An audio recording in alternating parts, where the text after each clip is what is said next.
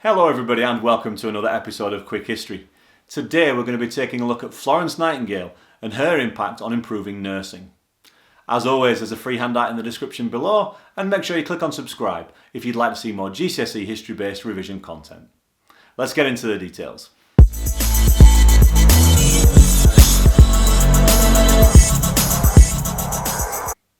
Florence Nightingale is one of the most influential and important people in British history. She is credited with revolutionising nursing, a profession which before Florence Nightingale was noted for being poorly trained and poorly staffed. Florence Nightingale, like Elizabeth Garrett and Sophia Jex-Blake, had to leave Britain at some point to conduct her medical training. Florence Nightingale trained to be a nurse in Germany before returning to be the superintendent of nurses at a London hospital. Nightingale's most famous exploits took part when she went to the Scutari Field Hospital to help soldiers who'd been injured in the fighting of the Crimean War. On her arrival at Scutari, Florence Nightingale was appalled at both the filth of the ward there, but also of the high death rate of 40%. She set about improving the ward in three very simple ways. One, she insisted on it being thoroughly cleaned. Two, she insisted on it being well ventilated so the soldiers had fresh air.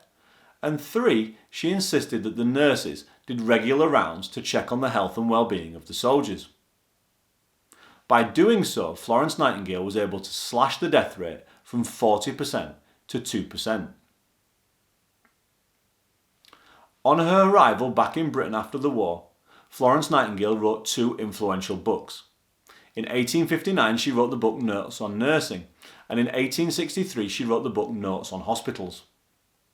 These two books were well read not only in Britain but around the world, and established the basis for the training of nurses and the organisation of hospitals well into the 20th century. Florence Nightingale also used her prestige to raise £44,000, an astronomical amount of money, in the 19th century to establish the first nursing college at St Thomas's Hospital. Her influence on hospitals and nursing were held in such high regard that Queen Victoria established the Red Royal Cross for the first time and awarded Florence Nightingale with the first one in 1883. In addition, King Edward VII awarded Florence Nightingale with the Legion of Merit in 1907. This is our final video looking at individuals in medicine, but join me in the next video where we're going to be taking a look at what did people in the Middle Ages believe made them ill.